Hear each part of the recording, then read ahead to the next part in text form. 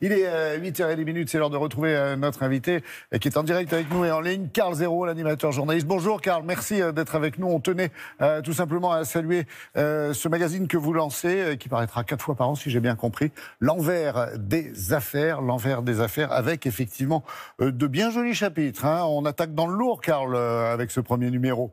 L'affaire Allègre, le vol Malaisie Airlines 370, la mort des sœurs Pizier, les nazis et la drogue, et puis l'enquête exclusive Fourniret, avec des révélations, vous ? Fourniret, oui, bien sûr. Fourniret, on nous l'a toujours présenté comme un prédateur solitaire, une sorte de forestier des Ardennes, ouais, qui agit avec sa femme. Alors que quand on gratte, et Dieu sait que Oli Porri-Santoro, le journaliste qui a fait le sujet, a gratté pendant 5 mois, on découvre qu'en fait c'est quelqu'un qui était extrêmement entouré. C'est quelqu'un qui a commencé ses mauvais agissements en 1966. Il s'est fait arrêter en 2003 et entre-temps, il a fait très très peu de prison. Son casier a été blanchi et on comprend qu'il était en fait aidé par en dessous par des gens assez étranges, des barbouzes. Il a été mêlé dans 1000 histoires et on se rend compte que c'est pas du tout ce qu'on savait de lui en réalité. Donc en fait, le but de l'envers des affaires, c'est de revenir sur des grandes affaires que tout le monde connaît, tout le monde a entendu parler, et d'essayer de gratter plus, de comprendre ce qui a pu, de tirer les fils un par un.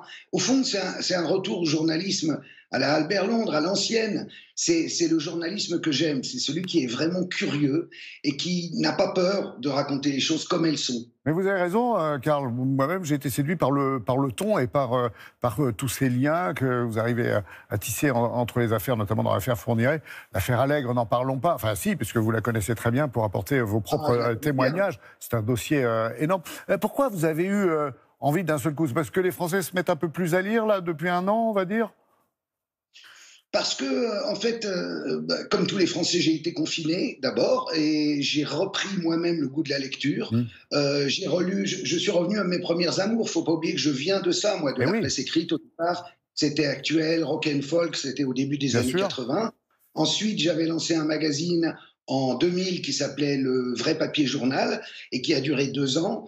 Et bon, j'aime lire et j'aime écrire. Et puis, étant à la maison, j'ai beaucoup vu la télé, j'ai beaucoup vu les chaînes infos et j'ai vu les infos se bousculer et finalement on ne comprend plus rien et on a l'impression presque que c'est fait pour vous lessiver le cerveau. Donc je me suis dit il faut prendre des thèmes qui m'intéressent moi vraiment et aller au bout. Et c'est une autre manière de faire du journalisme qui finalement a presque disparu. Le grand reportage, la grande enquête, la grande investigation, et ça j'adore ça moi. Mais c'est exactement, Karl, la réflexion que je me faisais hier en feuilletant justement toutes ces pages, tous ces chapitres, et en me souvenant de ce qu'avait été cette affaire Allègre, pour la citer et ne citer qu'elle.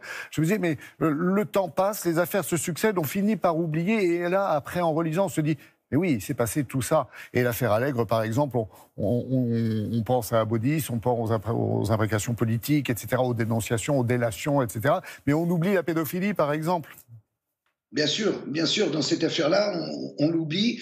En fait, vous vous souvenez certainement qu'à l'occasion de cette affaire, j'ai été accusé de tous les maux, que j'ai littéralement explosé en vol. À ce moment-là, j'étais sur Canal+, Le Vrai Journal, etc.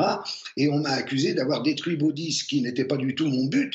En fait, Baudis est passé à la télé chez Claire Chazal pour expliquer qu'il était mêlé, qu'on disait qu'il était mêlé à une sombre affaire avec des enfants, des actes de torture, de barbarie, etc. Ce faisant, personne n'était au courant et il a ouvert une sorte de boîte de Pandore. En réalité, et c'est ce que je raconte dans l'envers des affaires, Baudis s'est trouvé pris dans cette affaire parce qu'il a été dénoncé par des soi-disant amis à lui. Lui, en fait, il n'avait rien à faire avec cette histoire, mais le problème, c'est que ceux qui agissaient et qui torturaient effectivement et violaient des enfants s'en sont parfaitement tirés dans cette histoire. Et ça, tout le monde l'a oublié. Aujourd'hui, à Toulouse, il y a toujours une association qui recherche la vérité pour 195 victimes quand même. Donc c'est bien de remettre les choses dans leur vraie place. Alors justement, quand on les remet dans leur vraie place et dans les contextes de notre vie politique, sociale, économique, il y a un mot qui surgit, c'est complotisme aussi, non ? Oui, bien sûr, mais ça, le complotisme, ça consiste à vouloir simplifier les choses en inventant des conneries. La Terre plate, les reptiliens, que sais-je encore. Nous, c'est le contraire. On essaie de montrer la complexité des choses. Ça n'a rien à voir avec du complotisme. Le complotisme, c'est facile. Ça s'appelle de l'investigation. C'est autre chose. Comment vous expliquez finalement cette fascination qu'on a tous, plus ou moins, pour le fait divers, comme on dit? Parce qu'il y a dans le fait divers quelque chose de très humain. Moi qui ai longuement interviewé les politiques pendant 10 ans dans le vrai journal, quand j'ai commencé à faire des documentaires de faits divers pour la télé, je me suis rendu compte que quelqu'un à qui il était arrivé quelque chose de terriblement grave, de terriblement lourd dans sa vie, parlait pas du tout de la même façon qu'un homme politique qui arrive, malgré tout, même si je les tutoyais, j'essayais de les emmerder, entre guillemets. La réalité, c'est qu'ils ont un discours préformaté. Ils ont leur petite fiche et ils sont venus pour vendre une forme de semoule, on va dire. Alors que quelqu'un à qui on a rapté l'enfant, à qui on a violé l'enfant, à qui on a tué son enfant, il ne va pas vous parler de la même façon. Lundi, ce Et c'est sera... ça, au fond, qu'on Ouais. cherche. C'est ça qu'on cherche en tant qu'enquêteur, en tant que journaliste ou en tant que lecteur. Alors justement, Karl, lundi, c'est la journée de la liberté de la presse. Sincèrement, vous à moi, vous la trouvez menacée ou plutôt bien défendue? Ça dépend des pays. Je dirais en France, elle est relativement défendue. Elle n'est pas toujours d'une grande originalité. Il y a parfois ce côté de se copier les uns les autres ou de trop être accroché à que disent les réseaux ou que dit l'AFP. Bon, il y a des pays où elle est gravement quand même en difficulté. Et évidemment, là, on peut être qu'avoir une pensée, un soutien pour tous ceux qui, parce qu'il y en a quand même plein.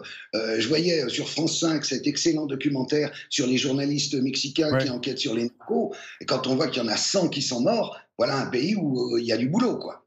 Oui, car en même temps, il y a aussi toute la crédibilité de la presse à défendre. Elle est particulièrement menacée aussi, si on peut dire. Depuis le début de la pandémie, il faut réagir. Et peut-être d'ailleurs que l'envers des affaires peut y participer, non?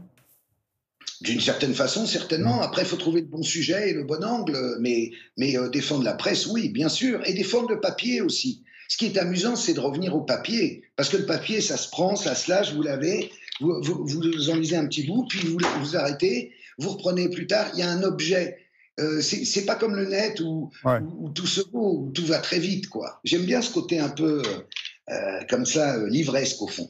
Nous aussi. Et puis, merci effectivement de souligner la présence des contributeurs, de dire qui ils sont, de les montrer et de les associer à ce joli projet. Voilà, nouveau, numéro 1, et ce sera tous les 3 mois. Merci, Karl Zéro, d'être passé nous faire un petit coucou sur le plateau du Télématin.